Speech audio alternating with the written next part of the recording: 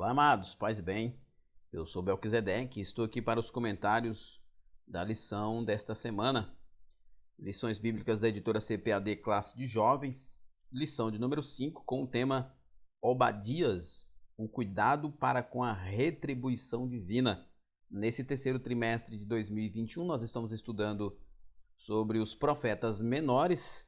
O autor desta lição é o pastor Israel Tiago Trota, e nós estamos estudando aqui na lição de hoje o livro do profeta Obadias. É um livro bem pequenininho, o menor livro do Velho Testamento, mas com uma grande mensagem. Aliás, é um tema bastante polêmico, que é o tema retribuição divina, né? Está permeado aí a ideia da retribuição divina, a ideia da lei da semeadura. Então, nesta lição, nós iremos estudar aqui o contexto e algumas lições importantes do livro do profeta Obadias.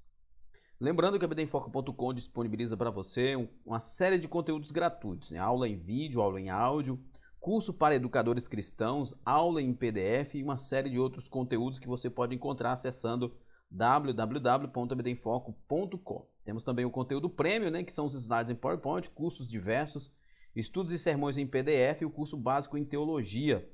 Este material é para você que é assinante. Se você ainda não é assinante, acesse www.bdenfoco.com e se torne assinante do bdenfoco.com e tenha acesso a toda essa série de conteúdos.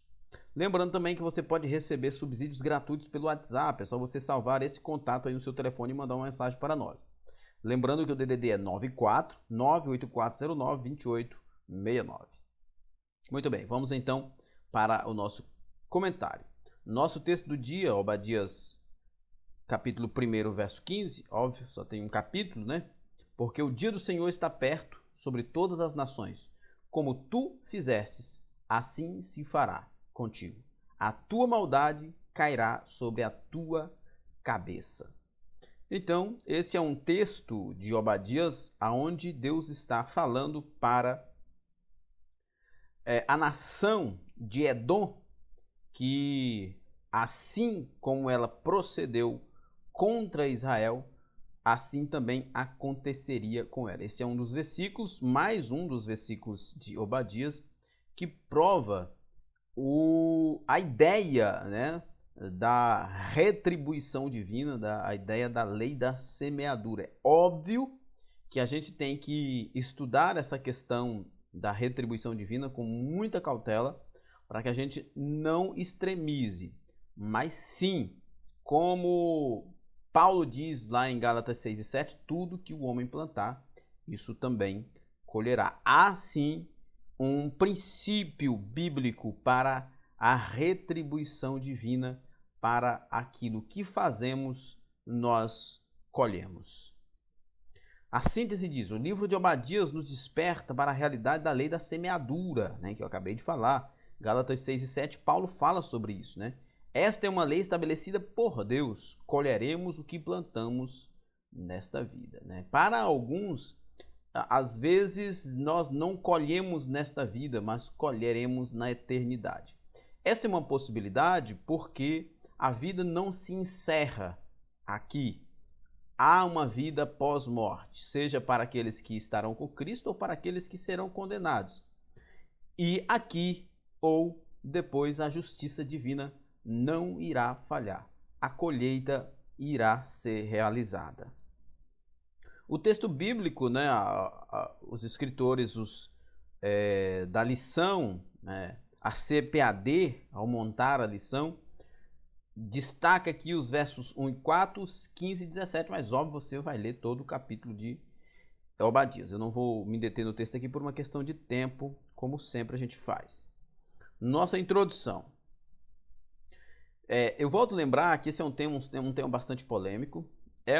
Apesar de ser um livro pequeno, mas é um livro que conta uma história muito grande, muito importante. Então, é pouco tempo para a gente falar de tudo aquilo que a gente precisa falar. Então, nós vamos, pela graça de Deus, tentar ser o mais objetivo possível, mas também explorar a maior quantidade de conteúdo possível aqui para o professor. Obadias é o menor livro do Antigo Testamento, são apenas 21 versículos dentro de um único capítulo. Lembrando que essa divisão de versículo e capítulo ela é moderna, não é do original, já é das traduções. Diferente de Amós, que se concentrou em Israel, ele destinou sua mensagem a uma nação estrangeira, né? Fala-se sobre ele cita Amós aqui porque foi sobre a lição passada, né? E essa mensagem, essa nação estrangeira é Edom. Isso é interessante porque existem muitos críticos que dizem que Deus era um Deus tribal, que ele se relacionava apenas com Israel. E a gente vê aqui, óbvio, que Deus está falando também com nações estrangeiras. Isso é uma prova, e o próprio livro de Obadias vai nos mostrar isso, que ele é um Deus que está também preocupado e se relacionando com todas as nações, porque ele é o Deus de toda a terra e não apenas de Israel. Os edomitas, descendentes de Esaú, trataram os israelitas com crueldade, por isso foram avisados que receberiam uma retribuição divina pelo tratamento detestável ao povo de Deus. Havia um clamor israelita por este propósito. Salmo 137. Lembra-te, Senhor, dos filhos de Edom no dia de Jerusalém, que diziam: descobri-a até aos seus alicerces. Então, é a história. Primeiro, né, a gente, só para fazer essa observação, quem é Edom? Edom são os descendentes de Esaú. Esaú, irmão de Jacó. E eles, então, são parentes de sangue. São nações irmãs. Mas, né, mais na frente a gente vai ver isso aqui, mas Esaú e Jacó estão em conflito desde o ventre da mãe. E não é diferente quando se tornam nações. Primeiro tópico, Obadias. Vamos conhecer um pouco sobre o profeta, o servo do Senhor. Obadias é um nome comum entre árabes e judeus, cujo significado é servo do Senhor. É um composto de Obed, servo, e Iá, uma forma abreviada do tetragrama Yahvé, Jeová. O livro não fornece informações pessoais sobre o autor, por isso nada sabemos sobre sua família, cidade ou profissão. Ele simplesmente diz visão de Obadias. É provável que o profeta estivesse em Jerusalém durante um período em que a cidade foi atacada. Os edomitas foram cruéis durante esta invasão, né? Então, nós não sabemos muito sobre o profeta, porque geralmente os profetas falam o lugar de onde vieram e principalmente quem era o seu pai, para que a gente possa traçar uma genealogia. Obadias não tem isso. Provavelmente ele fazia parte de uma família piedosa, pelo significado do seu nome, né?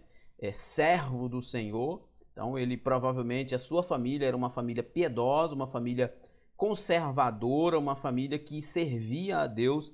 Era uma família típica mesmo, israelita, temente a Deus. Isso a gente infere por causa do significado do seu nome, né? Mas aqui nós não vemos quem são seus pais, nós não vemos de onde veio, qual é a sua cidade natal, nós não vemos qual é a sua profissão. Por exemplo, Amós, nós vemos que ele era boieiro, né? Ele era pastor de ovelha, ele era colhedor de sicômoro e foi chamado, né, aleatoriamente, porque ele não passa pela escola de profetas, para profetizar, para ser profeta, e teve um ministério relativamente longo.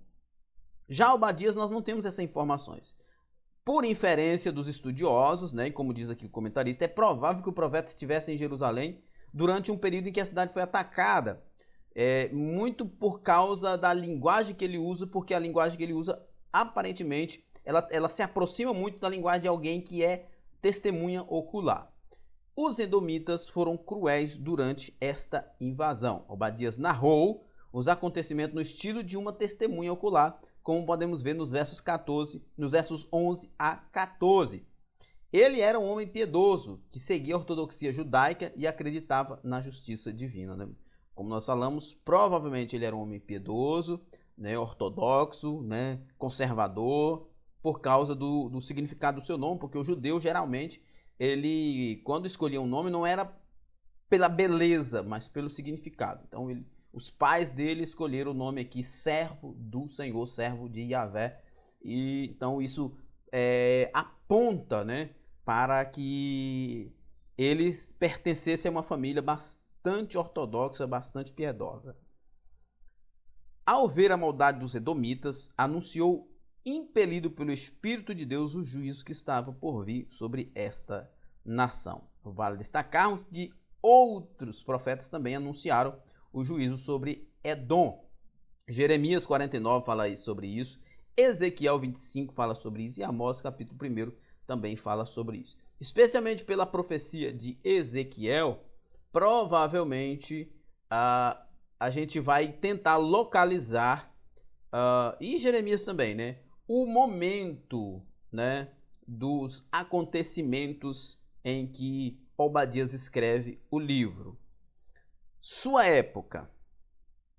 Não podemos afirmar quando o livro de Obadias foi escrito, pois o texto não oferece datas, apenas apresenta indícios de um momento histórico em que os edomitas regozijaram-se com a invasão de Jerusalém e até mesmo lucraram com a sua destruição, tomando parte de seus despojos, como vocês podem ver nos versos 14 e 15. Não fica claro qual a invasão o profeta está se referindo. Duas possíveis datas estão entre as mais propostas, 848 a 841 a.C. e 886 a.C., que é a mais provável. A data mais antiga refere-se ao reinado de Jeorão, né, que é 848 a 841. No período do reinado de Jeorão, os filisteus e árabes invadiram Judá e cometeram diversos saques. Você pode ver isso em 2 Crônicas 21. E os edomitas se aproveitaram do momento para tratar os judeus de uma forma hostil e ríspida. A segunda data refere-se à invasão da Babilônia a Jerusalém por Nabucodonosor em 586. Por isso, eu fiz referência agora há pouco, né, a Jeremias e Ezequiel, que provavelmente os acontecimentos, né, a profecia de Obadias se refira a esse período de Nabucodonosor, haja vista estes dois profetas são deste tempo, né? Os edomitas ficaram satisfeitos com a destruição da cidade santa e aproveitaram a ocasião para promoverem a vingança contra Judá. Ezequiel 25, verso 12 fala sobre isso. Então, muitos estudiosos vão entender que o período mais aceitável para o momento da profecia de Obadias seja 586, período da invasão babilônica. Os israelitas exilados na Babilônia lembravam-se do tratamento desprezível dos edomitas, né? Como diz o Salmo 137, nós lemos lá atrás. Independentemente do momento em que Obadias escreve, em que ele profere essa profecia, os edomitas têm um histórico longo de perseguição e saque a Jerusalém. Até porque Jerusalém foi invadida várias vezes e quase todas essas vezes que Jerusalém foi invadida, eles aproveitaram para saquear. Eles ficaram contra Israel e não a favor. Tudo indica que os versículos 10 a 14 se referia ao ataque de Nabucodonosor, como eu disse agora há pouco. Aparentemente, boa parte dos estudiosos vão entender que o momento, né, da escrita ou da profecia de Obadias é o momento do ataque babilônico e não anteriormente. Sua mensagem. A mensagem de Obadias é que é uma mensagem muito pesada e muito controversa para o dia de hoje. Lembrando que a ideia de retribuição divina para o judeu não era nada polêmico, não era nada estranho. Para nós que vivemos na pós-modernidade é que é mais estranho. O assunto principal do livro de Obadias é o julgamento divino contra Edom por causa de sua hostilidade contra os judeus. A mensagem do profeta nos reporta a promessa que Deus fez a Abraão. Abençoarei os que te abençoarem e amaldiçoarei os que te amaldiçoarem. Né? Deus falou isso a Abraão lá em Gênesis 12, 3, e parece que segue ainda este princípio, né? Quem te abençoar será abençoado e quem te amaldiçoar será amaldiçoado. Quem te atacar, eu vou atacar também. Deus está aqui cumprindo a sua promessa. Os edomitas eram parentes dos judeus, né? A origem dessas histórias nos remete ao ventre de Rebeca, lá em Gênesis 25. Os edomitas e judeus provinham da mesma madre. Enquanto os edomitas descendiam de Esaú, os judeus descendiam de Jacó, né? Nós já falamos sobre isso, isso aqui está muito claro, né? Eles eram irmãos, né? Povos irmãos, porque descendiam da mesma mãe, do mesmo pai. O início do conflito começou entre os dois irmãos que disputavam a primogenitura lá no ventre da mãe, lá, né? E com o passar dos séculos, a tensão entre estes dois povos cresceu, transformando-se em uma inimizade ferrenha. Desde o ventre, né? Profecia lá, Deus diz, ó, duas nações brigam no teu ventre, duas nações, e elas foram inimigas todo o tempo de suas existências. Deus ordenou que os israelitas tratassem os edomitas como irmãos. Deuteronômio 2, 5 a 9. É interessante que os edomitas sempre tiveram ódio, mas os israelitas receberam de Deus a ordem para serem pacíficos com os edomitas. Porém, os edomitas cultivaram um ódio velado pelos israelitas e em diversos momentos históricos deixaram esse sentimento sujo aflorar. Então, nós temos aqui, né, o contexto dessa história da rivalidade, ou eu não diria da rivalidade, né, mas principalmente do ódio dos edomitas contra os israelitas, que ele é histórico. De fato, ele é desde o ventre da mãe, né? Eles já disputavam ali dentro do ventre da mãe quem seria o primogênito. E os dois irmãos, salvo raras exceções, estiveram em paz, mas quase sempre estiveram em inimizade. E as nações que vieram deles também. Óbvio que Deus ordenou a Israel, né, os descendentes de Jacó, que fossem pacíficos, que os tratassem como irmão. Entretanto, Edom não viu isso como uma oportunidade para viver em paz, mas sim para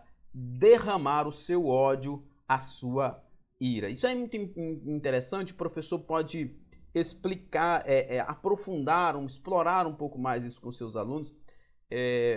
O escritor dos Provérbios diz que a palavra branda acalma o furor, né? A ideia de Deus aqui é, com a passividade de Israel, quebrantar Edom. Mas Edom não deu ouvidos a isso. Edom não levou em consideração isso. Estava tão endurecido que ele não percebeu a benignidade de Deus através de Israel. Porque Israel sempre foi uma nação muito mais poderosa que Edom. Edom sempre foi uma naçãozinha minúscula, apesar de que o contexto aqui do livro nos mostra que eles viviam em lugares bem protegidos, mas se dependesse apenas destas estruturas geográficas, Deus faria as próprias montanhas engolirem os edomitas.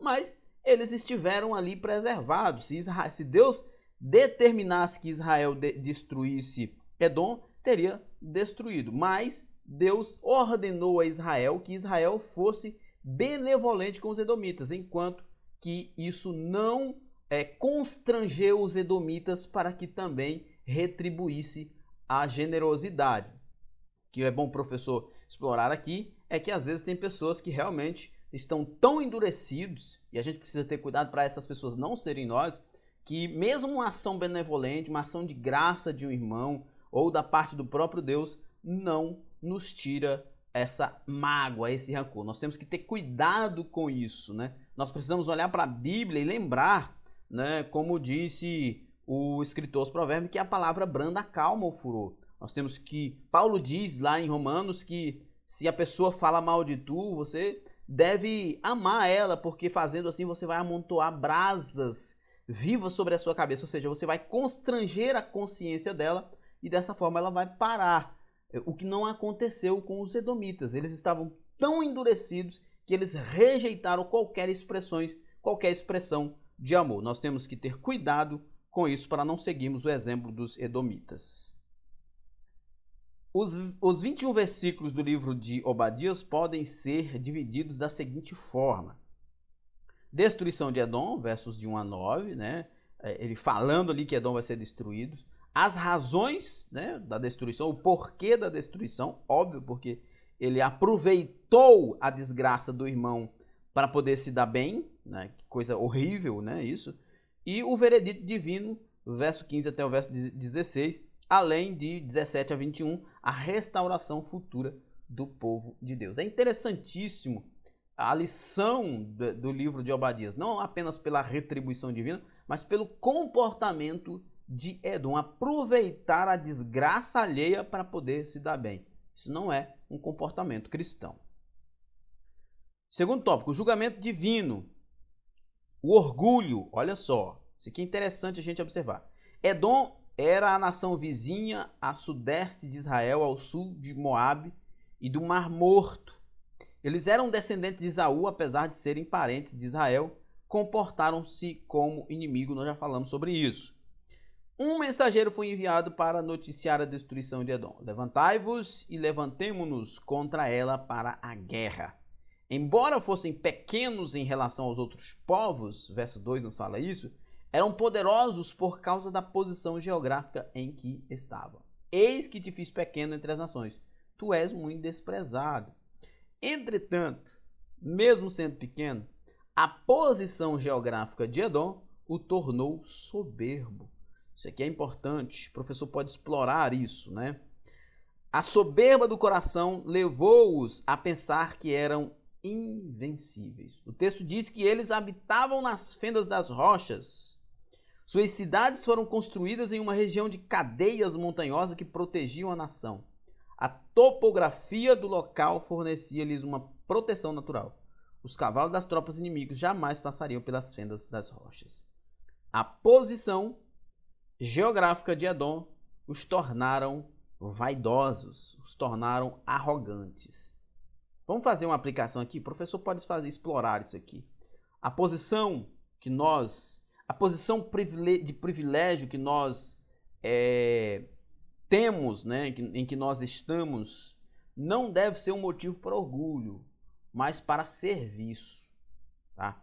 Quanto maior a posição, quanto mais elevada a posição que você tem, seja ela intelectual, seja ela espiritual, seja financeira, seja ela administrativa, seja na igreja, na empresa ou em qualquer lugar, não deve ser um motivo para soberba, mas um motivo para serviço, um motivo para humildade. Há pessoas que criticam. Essa semana mesmo estava vendo um vídeo de um coach dizendo que a cultura religiosa da humildade no Brasil destrói o crescimento brasileiro. Isso é mentira. Isso é coisa de gente ignorante, de gente idiota. Nós podemos sim subir nos lugares mais altos, estar nos lugares mais altos, nos postos mais avançados dessa nação e ainda assim atribuir tudo isso a Deus, de forma muito humilde. Não a nós mesmos, mas a Deus. Adorar a Deus, se curvar e prostrar diante de Deus e reconhecer a grandeza de Deus. Né? A posição em que nós estamos não deve ser um motivo para arrogância. Muito cuidado, não sigamos o exemplo de Edom. A altitude de 1.200 a 1.700 metros tornava a região de fácil defesa, por isso perguntavam: quem me derribará em terra? O orgulho gerou neles uma falsa sensação de segurança. Sentiam-se inalcançáveis como uma águia que sobe às alturas para guardar os seus filhos em ninhos seguros. Então, nós temos aqui essa observação que é interessantíssima do pastor Tiago, que o orgulho gera uma falsa sensação de segurança, né? Mas a humildade te coloca com os pés no chão, te mostra a realidade. É por isso que tem um ditado popular, né? Quanto maior a altura, maior a posição, maior também a queda. O Deus revelado nas Escrituras não tolera o orgulho. Provérbio 16:18 diz: o orgulho vem antes da destruição e o espírito altivo antes da queda. Ou seja, numa outra versão, o orgulho precede a destruição. Ou seja, quer ver alguém cair? Quer ver alguém ser destruído logo, logo? Perceba se ele é orgulhoso, vaidoso, confia demais em si mesmo, em suas próprias estruturas. A chance dele cair é muito grande. Edom aprendeu a lição de que não existe lugar inacessível para Deus, né? Isso é verdade, né? O Salmo 139 diz que Para onde eu irei? Se eu fazer a minha casa no fundo do mar, lá o Senhor está, no fundo da terra, nas alturas, lá o Senhor está. Deus é Deus de todo o universo. Não se engane com isso. Tudo está ao alcance de suas mãos e de seu poder, como diz o escritor aos Hebreus, capítulo 4, que todas as coisas estão nuas perante os olhos de Deus. Não há nada encoberto que ele não veja. O juízo divino.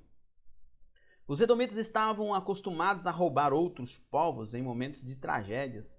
É um caráter muito miserável, né? Aproveitar o momento de tragédia é como abutres, né? Aproveita a morte para poder encher o seu ventre. Os edomitas estavam acostumados a roubarem outros povos em momentos de tragédias nacionais.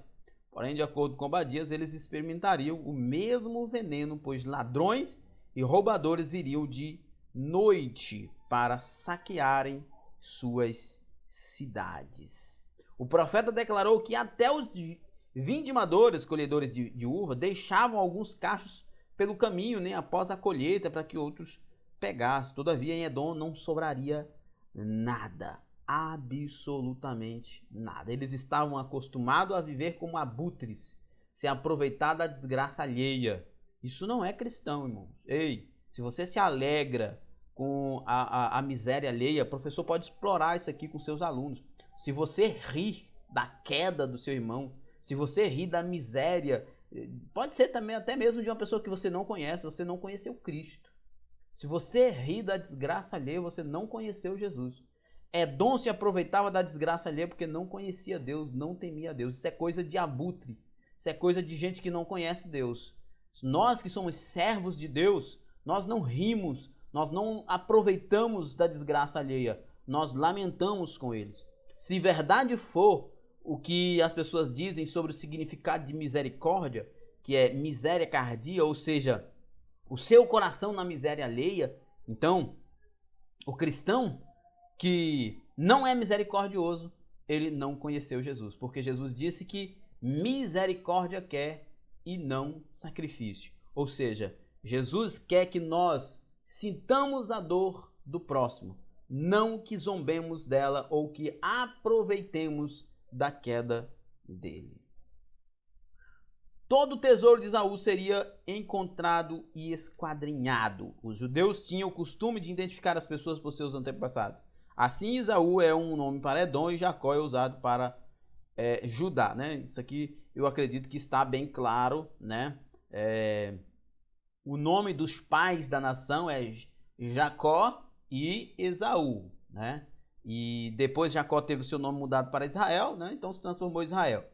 Os povos se transformaram Israel e Edom, mas invariavelmente, né, vez ou outra, os escritores trocam isso apenas como uma forma poética, mas quando ele fala Edom, ele fala Esaú, ou quando ele fala Esaú, ele fala Edom, é a mesma coisa.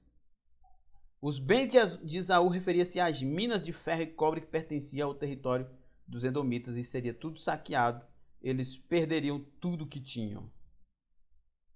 Da mesma forma que Edom traiu Judá, seus aliados o trairiam. Isso é interessante. O pagamento do pecado será sempre a destruição, pois o salário do pecado é a morte. O professor pode explorar isso aqui. Olha só, está aqui um princípio. Você vai sendo, vou usar uma linguagem bem comum aqui. Você vai sendo canalha com as pessoas, vai ter uma hora que até os seus amigos não vão suportar você. Você vai sendo traíra com as pessoas, que chegará um momento que até os seus amigos mais íntimos vão trair você. Edom era esse tipo, né? Não confiável. E as nações que se aliavam a Edom se aliavam no momento em que eles sabiam que teriam proveito. Mas no dia em que eles precisaram enfrentar Edom, eles foram sem piedade. Porque o que eles pensaram? Bom, se eles não tinham piedade dos próprios irmãos, eles vão ter piedade de nós, somos estrangeiros? Se você não ama os seus próprios irmãos, se você não ama a sua própria família, se você não ama a sua própria igreja, quem que você ama? Se nós não expressamos amor pelos nossos irmãos em Cristo, pelos salvos em Cristo, como é que nós vamos expressar amor por aqueles que nós não conhecemos? Né? Edom estava nessa situação. Quando os seus inimigos, que anteriormente eram seus amigos, entre aspas, atacaram eles, eles pararam e pensaram, mas éramos amigos. E os seus amigos antigos, agora inimigos, dizem, rapaz, se vocês não tiveram piedade dos seus próprios irmãos, que era Israel, o próprio sangue, você acha que nós vamos confiar em você? Quem trai o próprio irmão, você acha que quem trai o próprio irmão, quem saqueia o próprio irmão, quem se aproveita da miséria do próprio irmão, é alguém confiável? Jamais é alguém confiável. A destreza dos valentes de Edom não conseguiriam livrá-los do destino selado por Deus. Eles seriam destruídos. A maldade. A principal razão para a ira divina derramada sobre Edom era a violência praticada contra seu irmão Jacó. Né?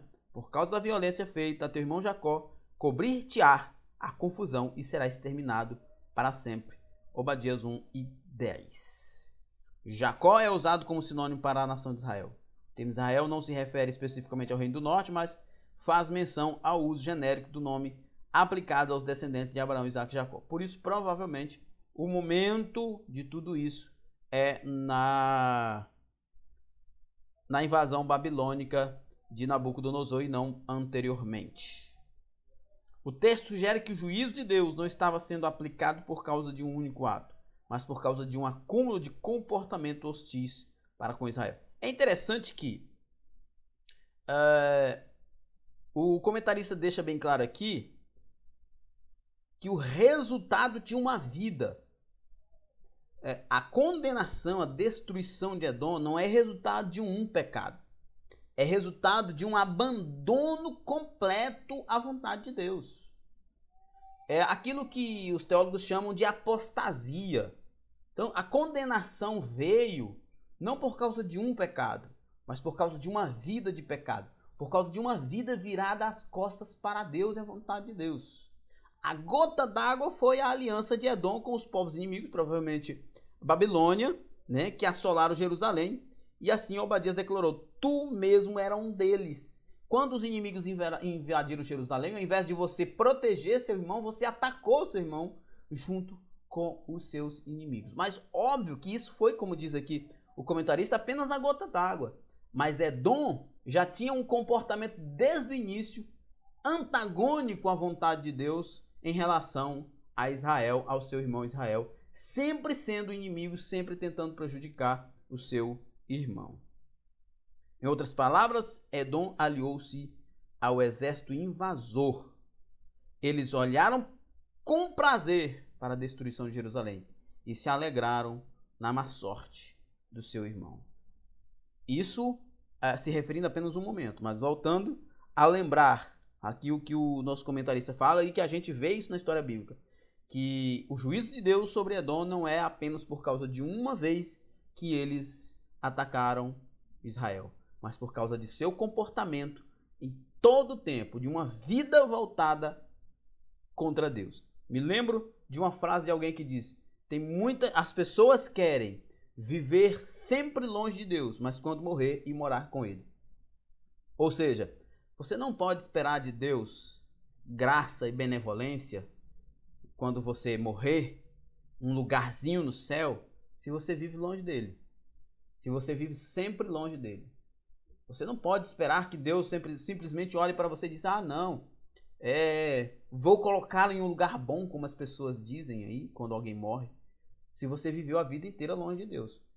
Edom jamais poderia esperar de Deus outra coisa que não juízo, porque eles viveram a vida inteira virados as costas para Deus.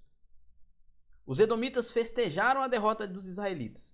O texto ainda declara que não somente foram omissos, mas foram agentes da destruição, pois no dia da calamidade de Jerusalém também estenderam as mãos contra os judeus e perseguiram para entregá-los aos inimigos. Agiram com grande crueldade e sem compaixão.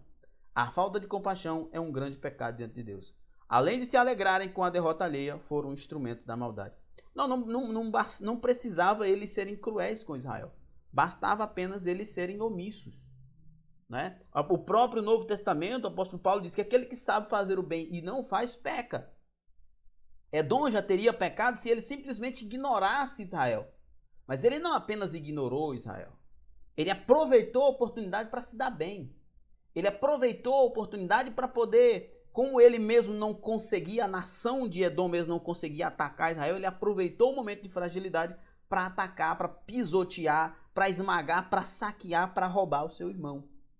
Então, o pecado deles era ainda mais grave, não era apenas omissão, era a ação de crueldade. Um indivíduo dominado pela inveja tende a praticar atos desprezíveis.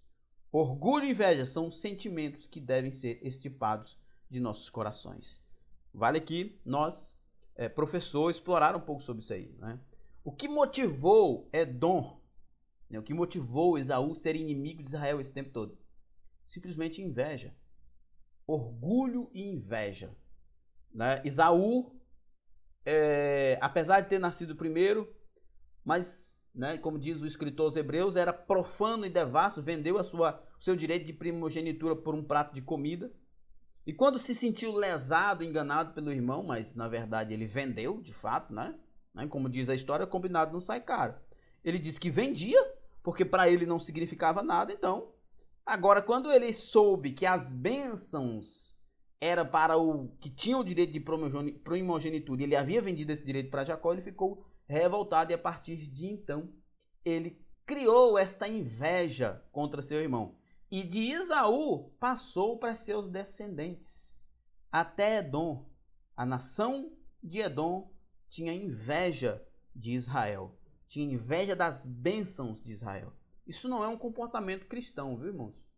Se você não sente alegria na bênção do outro, se você não sente alegria no sucesso do outro, você está precisando conhecer Jesus. Você não conhece Jesus. Se você se incomoda com a prosperidade de alguém, com o êxito de alguém, com o crescimento espiritual, com o crescimento ministerial de alguém, se você se incomoda com isso, você não conheceu Jesus. Você está sendo um edomita, não está sendo um cristão, você está sendo um pagão, não um seguidor de Jesus. Terceiro tópico, retribuição divina. O dia do Senhor.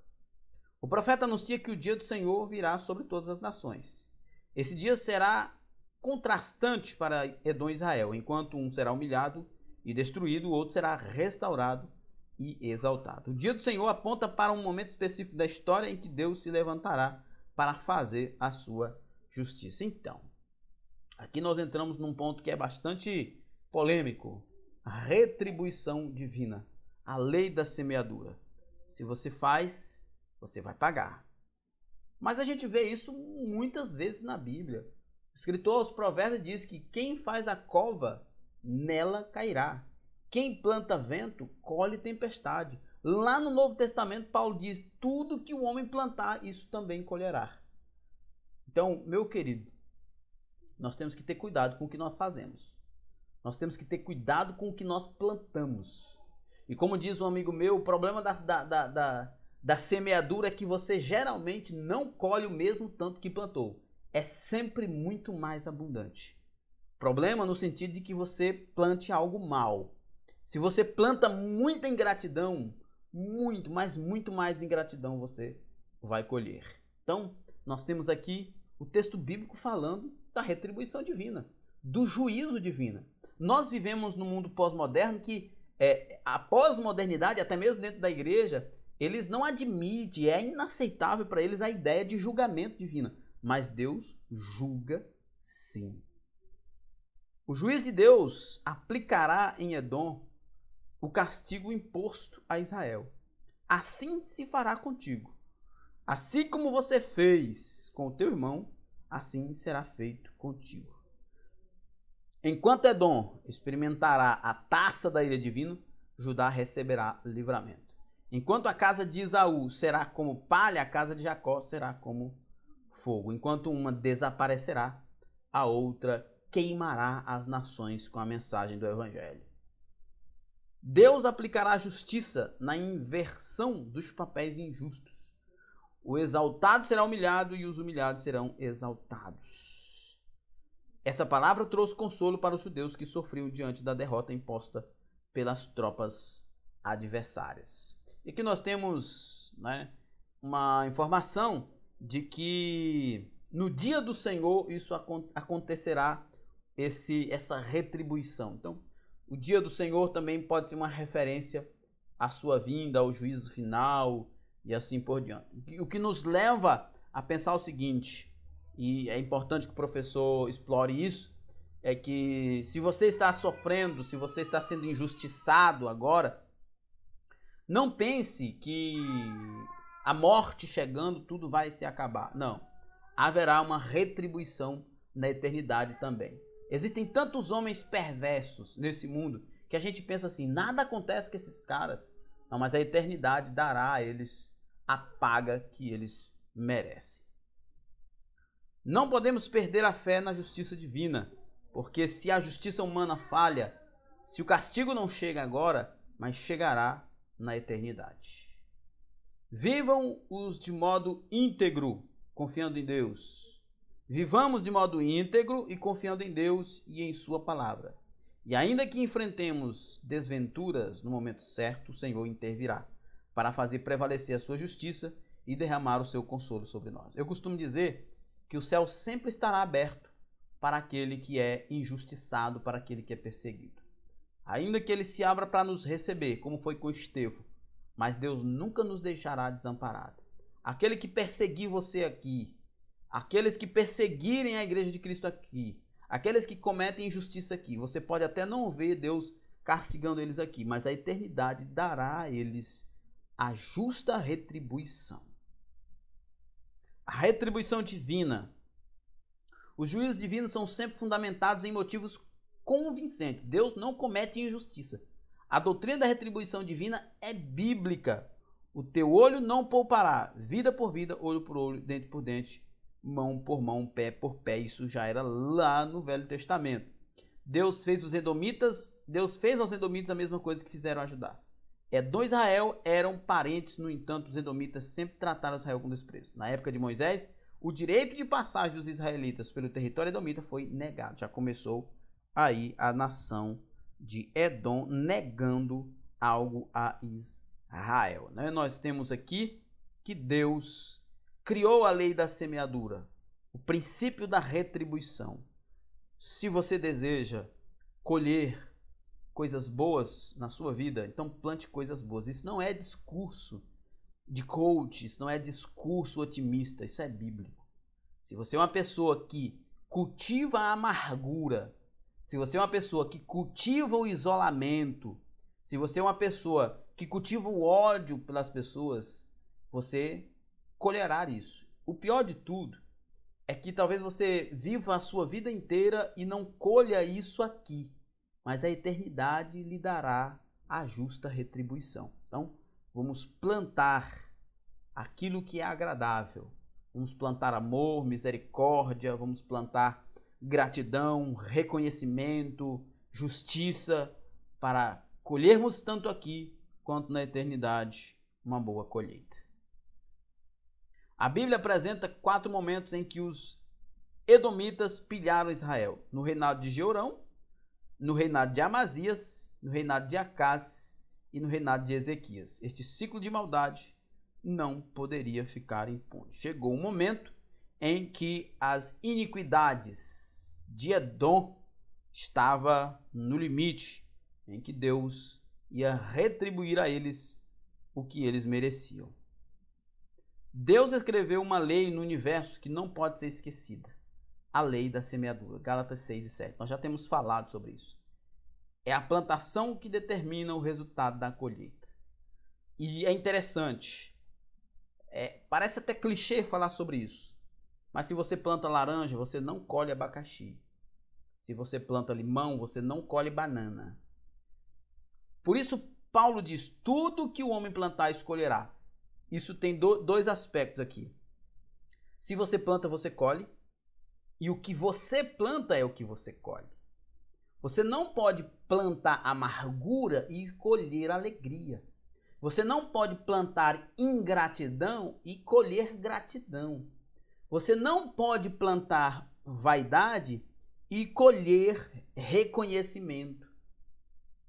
Tudo que você plantar, escolherá. Nos 2 aspectos. Tudo que se planta, colhe. e colhe exatamente aquilo que se planta. O cristão não deve semear na carne, isto é, viver pela carne, mas deve semear no Espírito, vivendo de acordo com a vontade do Espírito. Ou seja, o cristão deve semear aquilo que o Evangelho nos mostra que é semente boa, que é virtude, misericórdia, amor, compaixão, bondade. Essas são as coisas que nós devemos semear, são as sementes que nós devemos semear.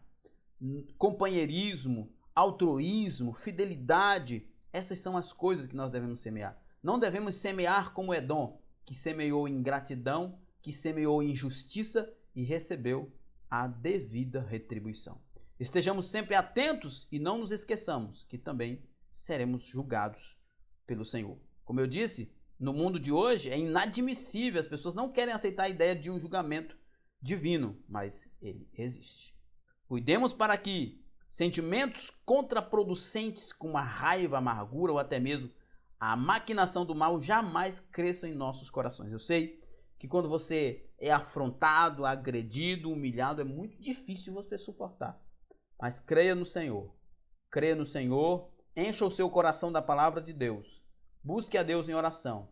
Porque se esta vida, esta existência não trazer a retribuição a quem faz isso, a eternidade trará. Isso é com certeza. Inimizades devem ser combatidas com perdão e reconciliação e não com vingança e ressentimento. Então, não retribua a maldade. Ore por essas pessoas, libere perdão e caso essas pessoas não mudem, a eternidade dará a sua retribuição. Vivamos segundo o Espírito e não segundo a carne. Façamos a vontade de Deus. Semeemos aquilo que nos trará uma colheita abençoadora. O rebaixamento de Edom. Obadias nos ensina que Deus cumpre suas promessas. Os edomitas foram como se nunca tivessem sido. No século 6 a.C., eles foram derrotados e expulsos de suas terras e, como consequências, fixaram-se próximo ao Mar Vermelho. Todavia, em 312 a.C., foram novamente destruídos pelos nabateus. Deus cumpriu aquilo que ele havia dito. Ele disse que eles seriam desarraigados da terra. Eles seriam destruídos, arrancados da terra. E assim foi. O tempo passou, mas não deixaram, mas Deus não deixou de cumprir o que ele havia determinado. Depois de espalhados, sobreviveram através do casamento misto com outros povos da região. No Novo Testamento, os edomitas ficaram conhecidos como idumeus. Herodes, o rei dos judeus, descendia dos idumeus, porém em 70 depois de Cristo, o general romano Tito destruiu os israelitas e os idumeus. E aí foi aonde todos foram definitivamente desarraigados.